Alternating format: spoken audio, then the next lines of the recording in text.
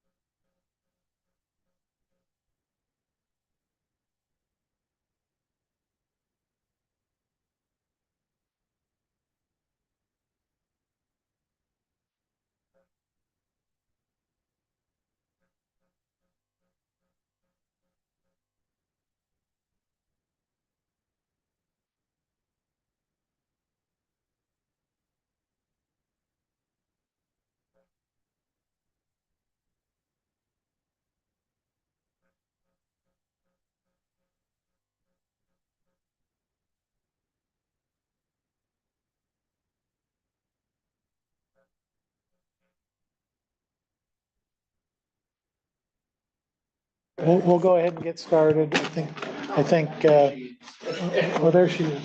Okay. All right.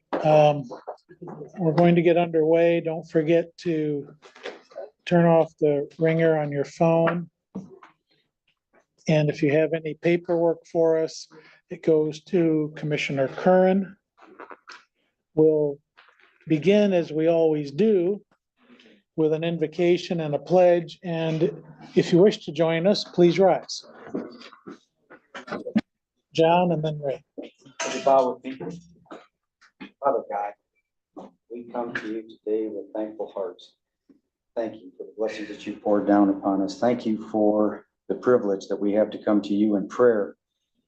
Thank you for everything that you've done for us. And we come to you today humbly. Lord God, we know your name is holy. We know your name is mighty.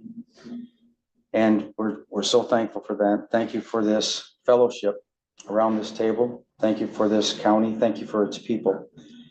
We ask only today, Father, that you give us the ability to think as you would have us think, to make the decisions that you would have us make, to make this county, to make the decisions necessary to guide this as you would have your hand guide us. We ask all this in Jesus' precious name. Amen. Amen. I pledge allegiance to the flag of the United States of America and to the republic for which it stands, one nation, under God, indivisible, with liberty and justice for all.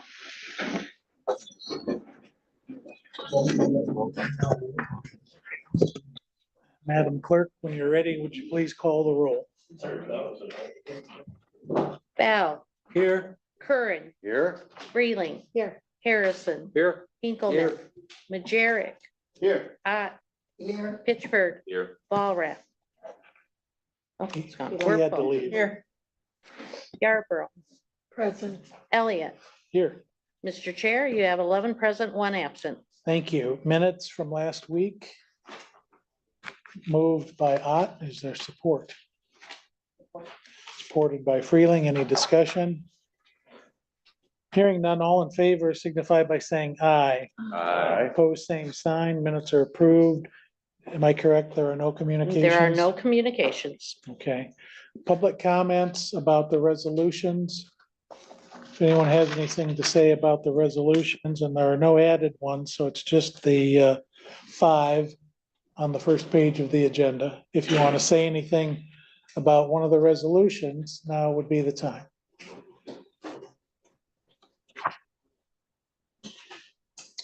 Okay. Having heard no comments, and no one's asked to pull anything, is there a motion to approve the consent calendar as submitted? Moved by Pitchford, supported by Ott. Any discussion? Hearing none, Madam Clerk, will you please call the roll? Curran, Yes. Freeling. Yes. Harrison, Yes. Hinkleman. Yes. Majerick, Yes. Ott, Yes. Pittsford, Yes. Werfel. Yes. Yarborough, Yes. Bell, Yes. Elliott. Yes, Mr. Chair, you have 11 yeas. thank you. Committee reports, we'll start with admin. Thank you, Matt. First in to see us this morning was Judge Mayfield and Carrie Smetanka-Haney. She presented numbers to us on vacancies in her department, and it was actually a positive message. They've had the opportunity to fill quite a number of positions they've had open. She said they were running about a 12% vacancy rate. Now they're down to about 3%. So they were real pleased with that. She provided us caseload numbers, not only for Berrien County, but for all the counties in the state, so we could compare our numbers with counties of like size. They are doing a lot of good work. They're staying busy. She did talk about J-Works going live on April the 15th. So they've got their fingers crossed. They're hoping that everything goes well. So they're anticipating that. The judge talked about extreme risk protection orders. Now, this is that red flag law that went into effect February the 13th. And she spent quite a bit of time explaining it to us, explaining the impact it has on us, and the fact that it's not funded. So all the solutions that we have to come up with coming out of our pocket, that's our dime. There was also discussion, that's also confiscating weapons from people, what to do with those weapons, who's gonna retain them, that type of thing. That's all being worked through the court. That'll be up to, really, she said it's up to the judge who hears that particular item. She said there was one arrest in Genesee County for improper storage, and she anticipates that will be a test case as it goes through the system. Because part of the law is you have to have it stored in a certain way. If it's not, it's a violation. There's been an arrest made in that, so we'll see how that pans out. Any questions on that? Next in to see us was our 911 director, Caitlin Sampson. And Caitlin talked about her staffing, and apparently they participated in the LMC's law enforcement job fair. And she also reported that her staffing numbers are positive. She's had the opportunity to fill some positions. And then she did talk about the job fair at LMC. Everything went well. Talked about updating the CAD system. It is progressing. Talked about the Buchanan Tower, that the Tower and Shelter Foundation has been poured, and that the shelter will be set and the tower stack will at least be at the site by the end of March. A while back, they contracted with a service to perform quality assurance internally. She says that is really paying benefits. That was a good move on their part. She reported out on that. She also talked about the two resolutions that I am going to go into next that are coming from 911. And I will move right into those two resolutions. Resolution ending in 3154. This is a 911 maintenance package agreement with Priority Dispatch. It's about $500,000 and it's for 2024. And then resolution ending in 3155. This is the maintenance agreement on the phone system through Entrado. And I believe on both of these, she went upstairs and talked to finance. So finance should be familiar with these two resolutions. After Caitlin, Brian, we didn't have anything for the chair, so Mac went upstairs. Brian talked to us about House Bill 4012. He asked us to look into that law, get to know it, research it. Because if it passes, and he said it probably has a pretty good probability of passing, it is going to impact us and is going to impact our road department. It is essentially the law where it will take changing speed limits pretty much out of the hands of the state police and would put them into the local jurisdictions. So that means every township, every city in this county, if they want to change the speed limit, they're coming to us now. They're not going to the state. Did you want to elaborate on that at all, Brian? Because I know you eventually the whole board should become familiar with House Bill 4012. Yeah, so Mr. Crombie has been tracking this one for us. I've asked him to put together an update. We will share that with the full board. I've asked admin to pay special attention to this because I anticipate that if approved, we are likely to see a number of these requests where local units are asking us to essentially lower speed limits. And I know that we have Commissioner Harrison, who would probably be first on the list, pushing for a lower speed limit in his neck of the woods. It's one that there's been a momentum, then it stalled. It appears that there once again is momentum. It appears to be support in both the House and Senate. I will get an update to the full board. I think that there's a good argument to be made that this is a positive thing, but as the owners of a road department, just understand that I anticipate we will be swamped with work requests. There will be costs associated with doing those those updates, and then there will be costs associated with going on actually changing signage and all of the various documentation. Now, with that said, I'll get more information to the board, and we'll try to see if Commissioner Harrison will be the first in line to ask for a lower speed limit. And just like the red flag law, there is no funding in this for us. It's coming out of our pocket, just like the red flag law, that's coming out of our pocket. Let's see, we approved the Berrien Community Foundation for the Sheriff's Department for $621.02. And that was for the Chaplains Conference in 2023. And that is our report. Questions for admin? Yes, sir. Did the chief judge give an estimated financial impact for the emergency risk protection orders? No, no And- idea at this no point. idea. And then did Caitlin speak at all about the Voyager AI project that they were thinking about doing with 911?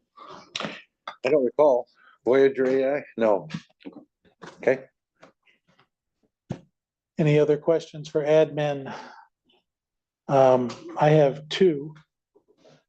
On the red flag law, was there any discussion with the court about the designation of the fifth district MSP as the repository for any weapons that are held as a result of the issuance of a protective order? That is still being worked out. Now, you guys correct me if I'm wrong, because I specifically asked her that. And what I heard was they're gonna work through it, but essentially it is the decision of that judge who's hearing that particular case. That judge can say, and we use the example, she said Eau Claire PD.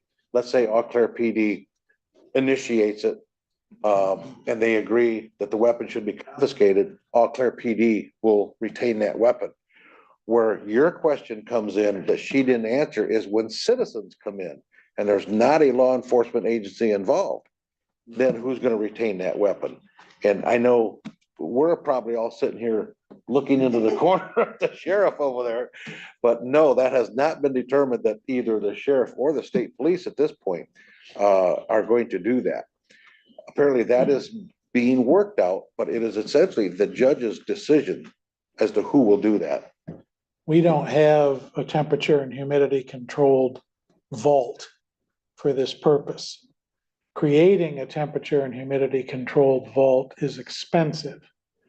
When we did a records retention vault before the Stevensville Meyer was built, before we sold our storage building and the economic development building, and Lico sold their land to make the new Meyer, not new anymore.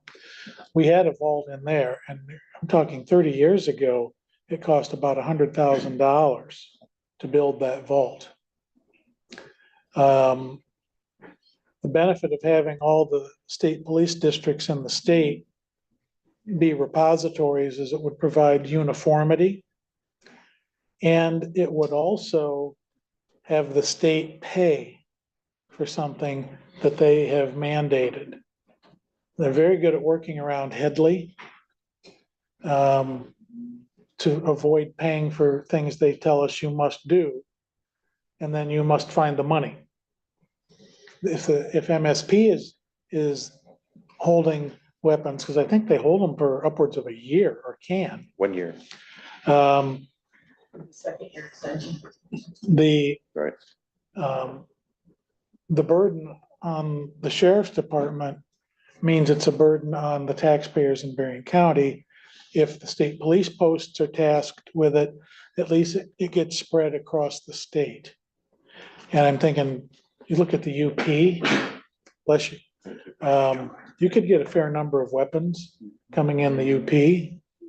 How are those local units gonna handle that? So the second question is House Bill 4012, I think. Is there any reference in there for administrative costs being chargeable to the local unit? Because we have a sign shop at the road department. We can make the new signs if we need to. Mhm. Then we have to pay some of our people to go out, take down the old, put up the new. Is there anything in that bill, or can we find out if there's anything in that bill that would allow those administrative costs to be charged to the local unit that requested the change in the speed limit? We can, we'll pull a copy of the bill, and I guess the follow-up question is, assuming that there's not currently a mechanism for cost recovery, would there be an interest from the board in suggesting an edit that would insert that cost recovery language? I'd be interested in it, and I'd also, if that doesn't happen, I'd be interested in knowing if the absence of language in the statute that says the county can charge, does that mean we can't charge, or we can pass on those costs as reimbursement? We're not making a profit. We're just trying not to go in the hole when we go down and change the speed limit on Ridge Road or whatever it is that we're hypothetically, yeah. Red arrow, yeah. So, okay, those are my questions. Anyone at this point have anything for admin?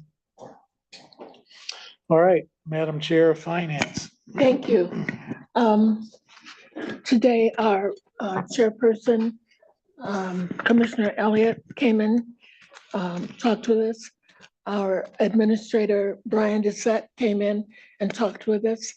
What I'd like to let you know, Assistant Superintendent Don Trail of the Road Department came in, and we asked him if we could delay his report until our March meeting, because we had so many things going on, and that would be fine. He did give us a list of bids and work that they're doing, but he will explain, has a good sheet that he's given us of things that are completed, things that are in order or removed or whatever, just what the status is of all these bids and things that we're sending out. That will be that will be in March. Then we had a number of bids, or will have some for broadband, some for opioid. And a lot of these are bids that we're receiving. And I might as well say for the road department, for building and grounds are time sensitive. They need to be done or need to be started, or we're saying make the bid by this date. So because we're closed next Thursday, it's the 5th Thursday, because we're closed next Thursday, a motion was made by Commissioner Freeling, and I tried to write it down, but we want to have the bids open in a timely manner as promised or as requested, and they will be sent back to staff, open and reviewed. And those that fit within the guidelines of how much it should be will be passed on to be worked on. The others will come back if they're overbid. And opioid and broadband will be brought back to finance anyway, and that's on at the March meeting. Our director of 911 did come in to talk with us, and what she needs is, just give me a second, I have it here. The new board, that's what I'm calling it. It's the, 911 telephone. That's not what you talked about, is it? You did not talk about what Caitlin came to tell us. I'm trying to find it. It's budgeted for $600,000. I think it costs $982 was the waiver, and they want to stay with the company that's already there. The equipment at 911 is the age of it, or the expected use of it, is 8 years or 7 years, and we're in the 8th year. And so we want to deal with the same company. They're the ones that put it in. They will take it completely out, put in the new system, hook it up. It's Intrado is the name of the company. And they've been very happy with, over these 7 years, how this has worked. And so it's under budget, and that's good. And it's going to be done. We voted, if that's what we did, or concurred that it should happen. I want to tell you that we had a meeting with Drain Commissioner Christopher Quatrain, and we talked about the $100,000 that Commissioner Hinkleman was asking about today. We also talked about a Tahoe 1981 car that is government built, has the lights and all on it. It's a 2021, but it's a brand new vehicle, never been used, and it's up for $50,100. This drain commissioner had budgeted $45,000 for a new vehicle, and this is within his price. There's also on the side somewhere a brand new Tahoe. Well, is it what year? 23? It's a 23. 2023 government built again. That somehow we ordered it, and we're going to decide, we're going to let him buy the 2021 and then decide through our My Deal and through our automobile department, if we will keep that one that's on order or if we will cancel it. So then I want to tell you that we had a guest, and it was Supervisor Izzy DiMaggio from Hager. And he wanted us to know that when he gets bills from the drain commissioner, it's just one number. He would like it to be atomized. He'd like a grocery list of what made this cost this. It's not so much the amount as we don't know what you spent it on. And it's time for them to do their taxes and all that, and it's holding them up, and he needs faster movement. And this is not the first time. He wanted to let us know that his bills are not being itemized the way it needs to be, and that's why it costs this amount. And so we thank him for coming. And I think that's all. And I would say Would you that vehicle, when we were discussing it, it was requested in the 2023 budget. It was spec'd out by the drain office. And so those were some of the conversations that we were having.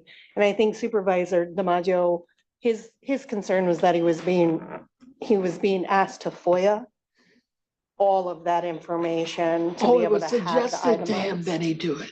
It was asked that he FOIA it Oh, rather than have it itemized, given to him for answers. So that was one of the reasons he came. Is there a question for finance? I have a question. The vehicle that's on order, the older one, is that one already paid for? no, it wasn't paid for, and nobody knows how it got ordered.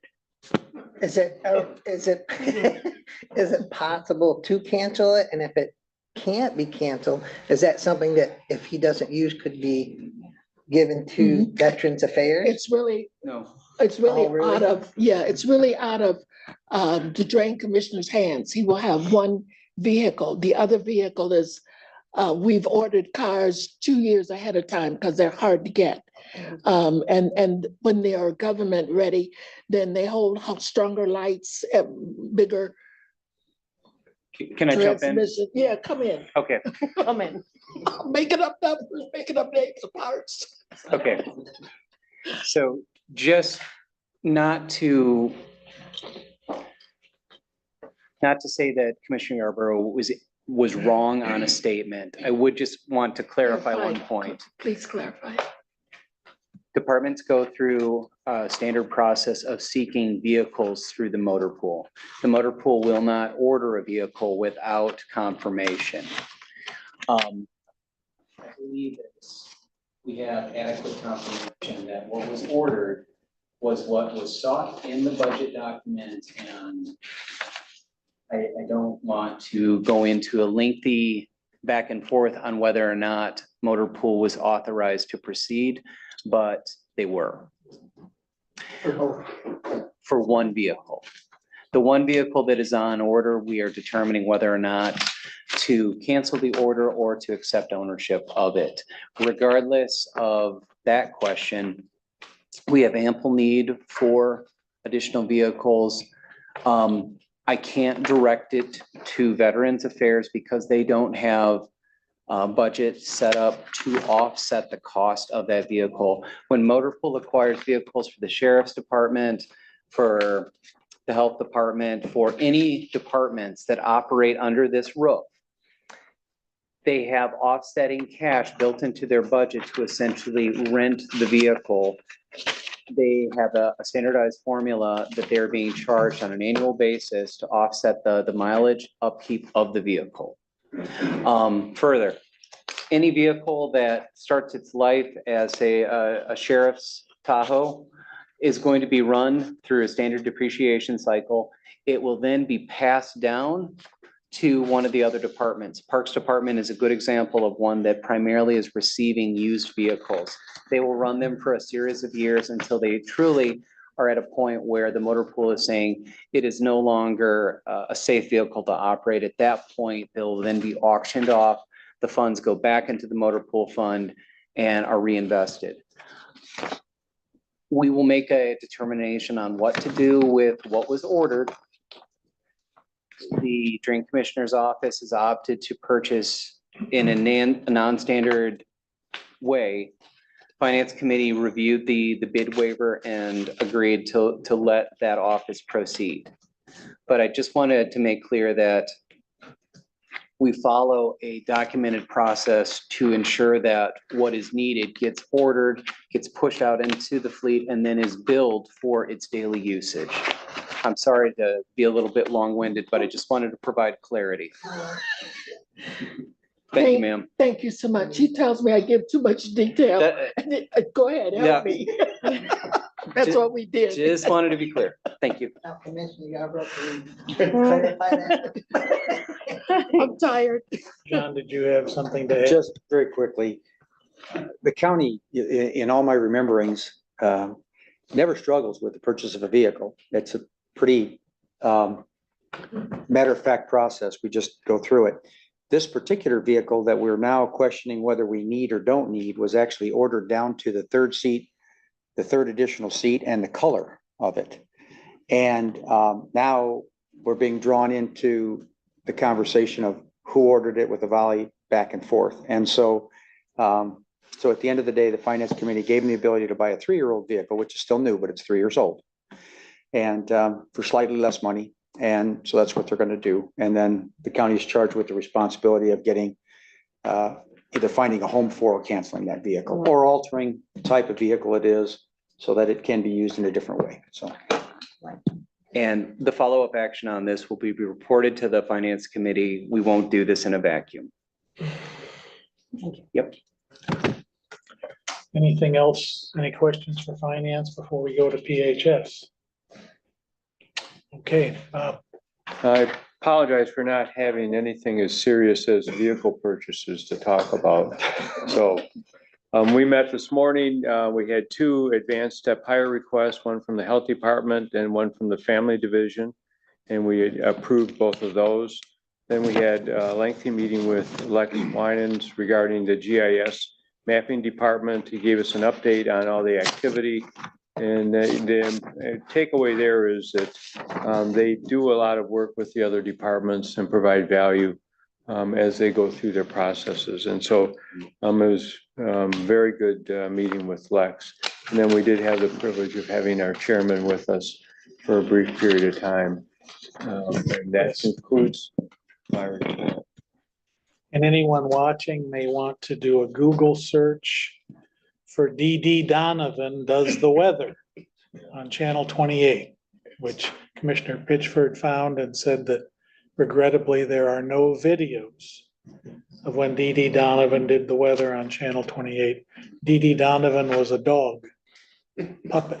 And Very serious discussion. yes, back in the black and white TV days. Anyway, I think that's before we had meteorologists. So, but before we get into commissioner reports, this might be a good time for me to go. I've had to go to another meeting. So the vice chair will take over. I would note that I've circled other business on my agenda because Julie mentioned that we still need to make the opioid committee appointments. The enabling resolution was done. I'm thinking that's a board appointment process, not a chair appointment. But I know we have 3 commissioners who want to fill the 3 commissioner spots, Julie, Terry, and Mamie. So if you wouldn't mind bringing that up during other business. And have a good rest of the week, and I'll see you all in 2 weeks. Thank you. I went backwards. Thank you. I'm just hanging behind you. All right, so while I get myself situated, let's jump into the commissioner reports. And John, I'm gonna start with you.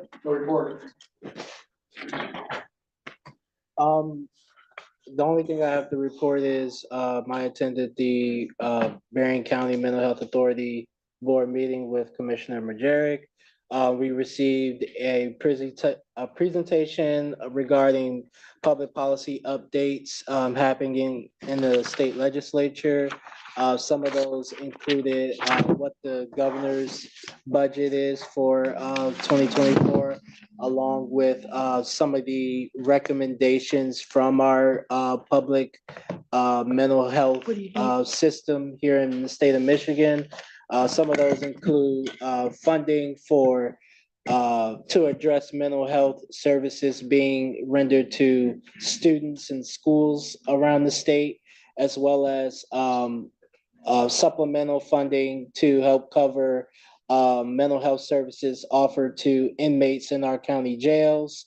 And also, we talked about some changes in some legislation regarding mental health services, kind of readjusting what it would require those who go into social work to be able to practice in the state of Michigan, eliminating some testing for certification to kind of make it easier for social workers to be employed across the state to help with the caseload of those services rendered across the state. And we talked about the whole process of getting back on Medicaid for those who have been dropped off for failure to renew.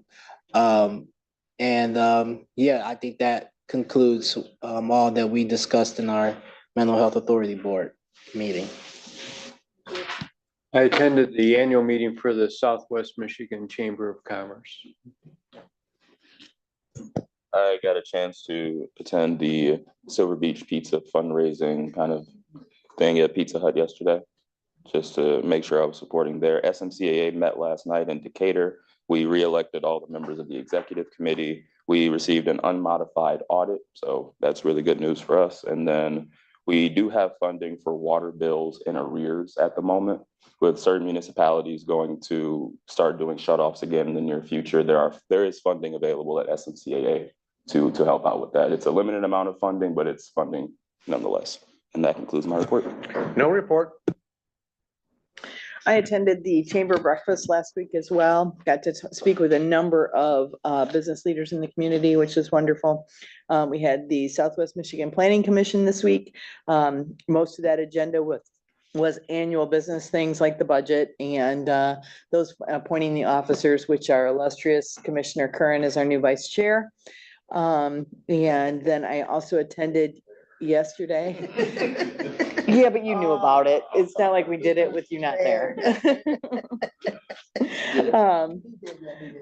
Congressman Wahlberg had a community meeting yesterday in Orinoco. I attended that as well to get a legislative update for what's coming out of Washington. That's my report. No report.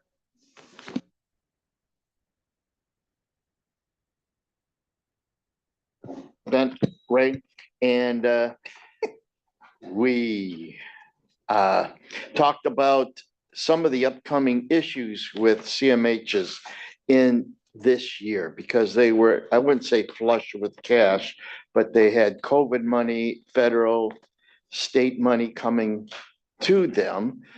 This year they don't.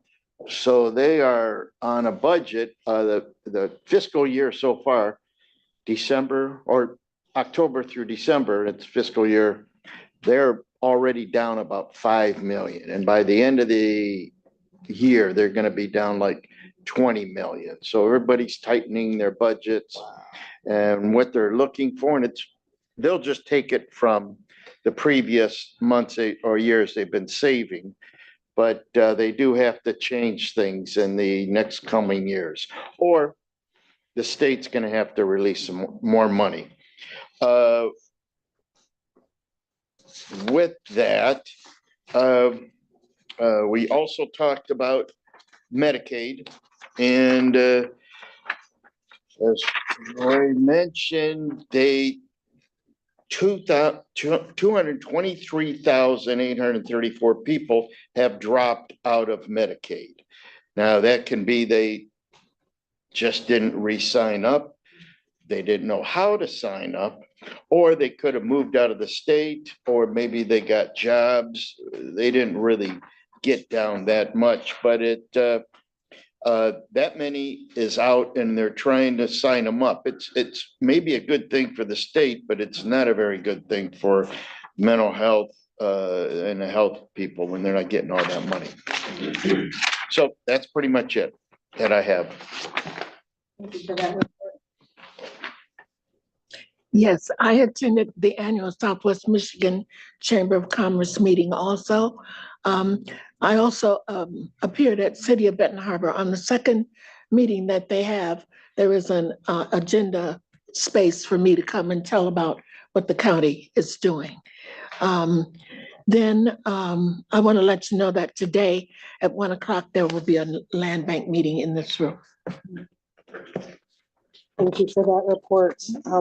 I too attended the chamber breakfast on Friday, along with a number of us. There was great representation. Commissioner Bell, Commissioner Pitchford, Harrison, Warfel. We did, but it was wonderful to see that, and staff and other agencies that were there supporting. There were 600 people in the room. Yeah, it was beautiful. It was exciting.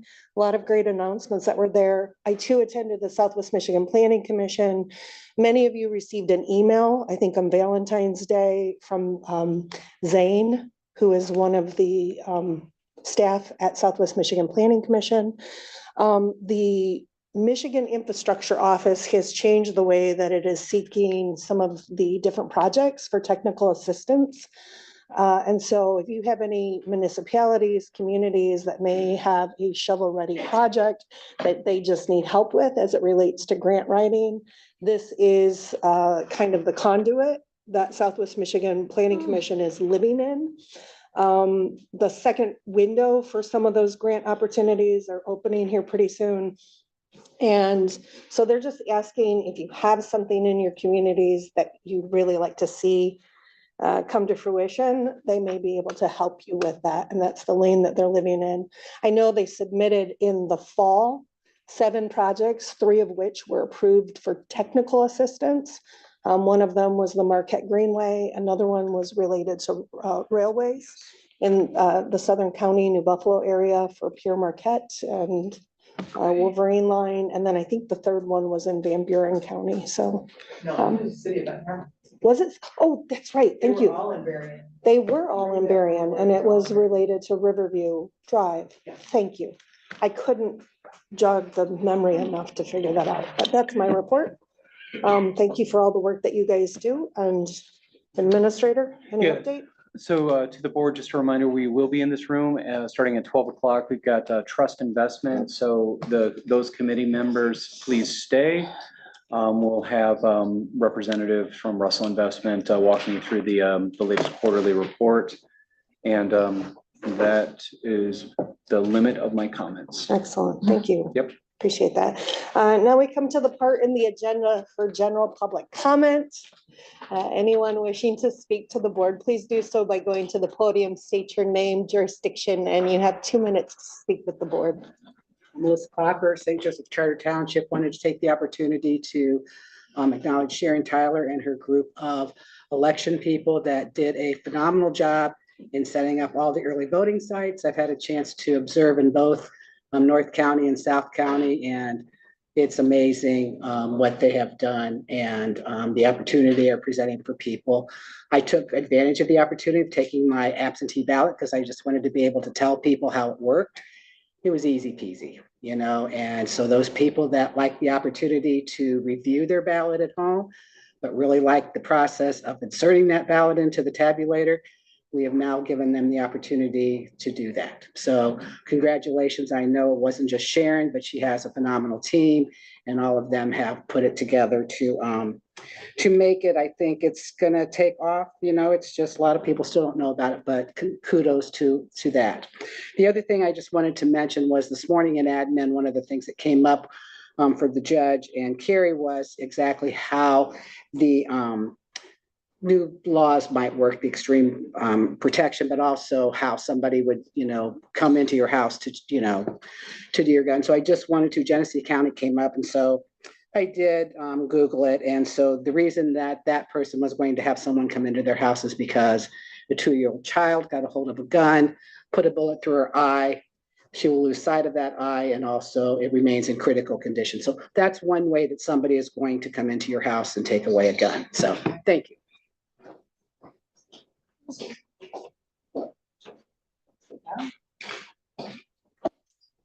Sharon Tyler, Niles City, Berrien County Clerk. With a lot of great thought and prayer, and I didn't plan on doing it today, but I will not be seeking re-election for county clerk. Seeing J-Works going live, it was something I began in 2013. I found that court documents could not be scanned. The county board worked with me trying to buy software to be able to work with the current the old software we had. We couldn't scan them. As I see that I'm in the halfway point of implementing early voting, and I see that as we move forward, it'll be a great success. And I thought it was the right time to announce it today. It took a lot of difficulty.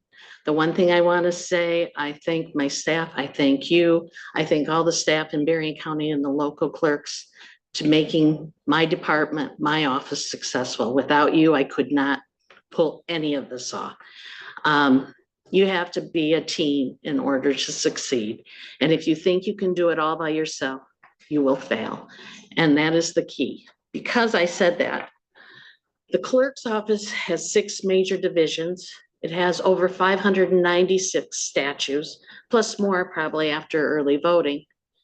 This is not a position for a novice to fill. I will be endorsing somebody in the near future who has that experience. I will wait for them to do that, and I will back that person because I want to see a county clerk who can begin on day one. And that's what this county needs to make sure that the trust, the security, the honesty, the loyalty is within the process of the clerk's office. And I thank you for allowing me to speak today. And I do have a press release for you. And I am nervous.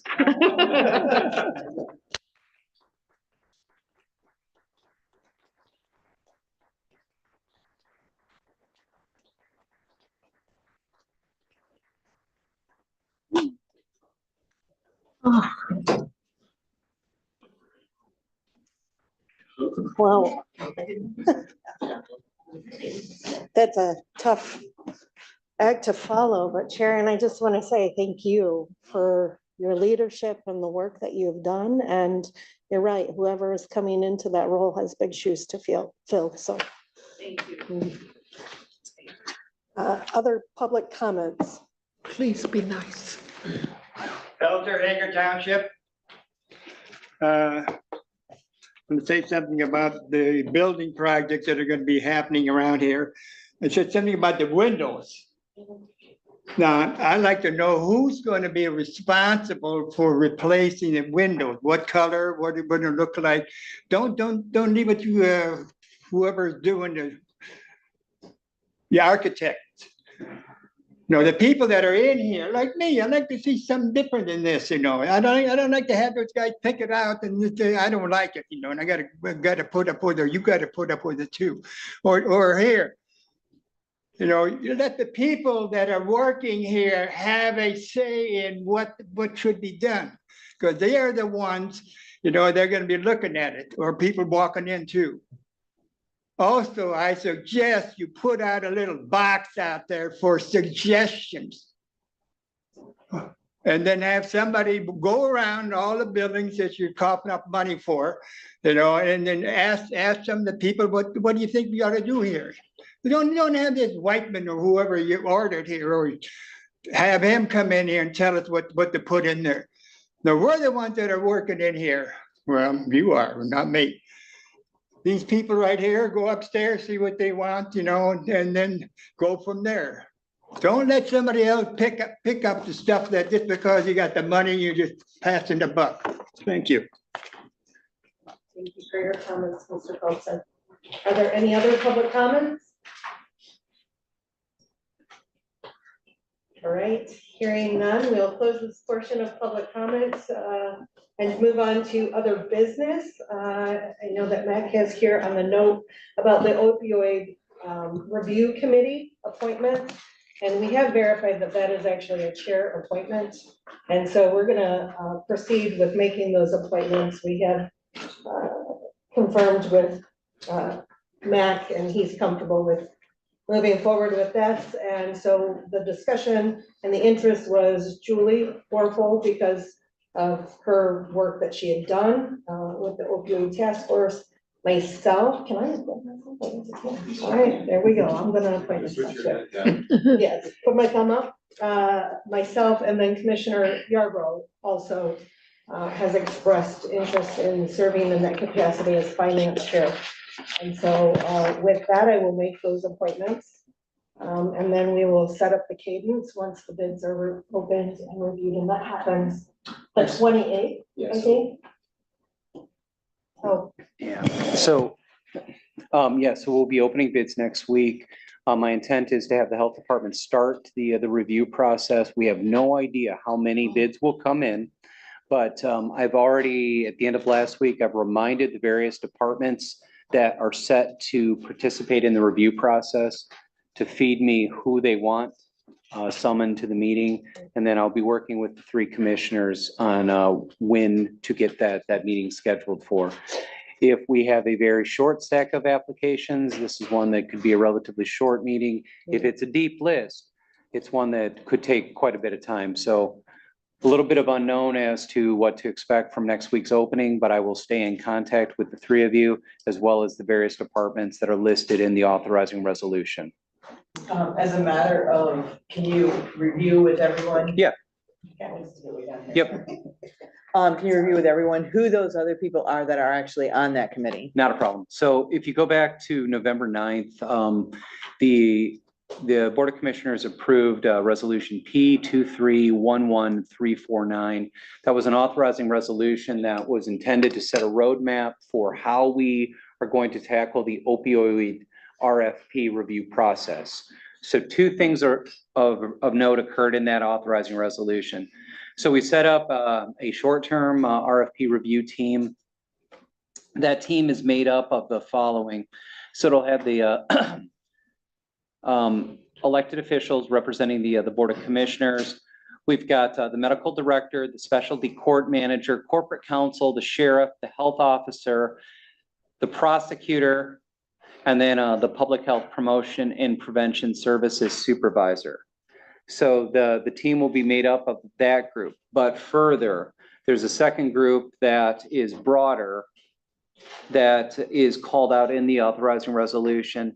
That is a group that's intended to provide oversight, and that's a 15-person committee made up from the health department, the sheriff's office, the treatment center, Riverwood Center, 911 Advisory Board, clergy, community members, healthcare members, medical examiner's office, specialty court, county prosecutor, and the Regional Education Service Agency, the RESA. So we've got two different, that is going to be the longer term group that won't meet probably until we've gotten through the RFP review process and actually have contracts underway. If anybody has questions about the process, just give me a shout. Otherwise, I'm going to be working with Commissioners Werfel, Yarborough, and Freeling on getting the first meeting scheduled to do the RFP review. And the second group, is that posted for people to apply to? I know we've discussed it. I don't know if we posted it yet, but the short-term one has been my primary focus. I will make sure that if we haven't posted it, we get it up onto the website. Is just with attention being drawn to it? Yep. Coming up. Yep. with The RFPs, that it might be a good idea to have it out there because people will be thinking about it and that they could apply. Absolutely. And that second group meets biannually Correct. as a minimum. And so we'll need to sort of figure out that cadence and a maximum of quarterly. So, but great point, because we're drawing attention to this matter. It would be a good time to put applications out there. Absolutely no argument. We will get it posted. I do want to see how many applications we get in, Yep. because I think the natural question is going to be, did we actually get an application? Correct. All right, moving on in the agenda, we're to announcements, reminders. As a reminder, because it's the fifth Thursday, there is no meeting, February 29th, for the Board of Commissions. So if you come here, you'll be visiting other departments. And then now we come to the part in the agenda for closed session for quarterly update by our corporate counsel under MCL 15.268E and H, just to get an update on those ongoing litigations. Before you seek a motion to go into closed session, my goal is, I don't believe any action is being requested. My hope is that we could shut down the Zoom so that I don't have Annette sitting and waiting. I will need the minutes of December 21st. When you close out. Okay. Okay. Thaddeus, do There you, will be no action No after action. closed session. so Madam Chair, do we have permission to shut down the Zoom? Yes, Could we go to the bathroom before we go? absolutely. We'll take a short break, but first, let's get a motion to go into closed session and to then move that direction.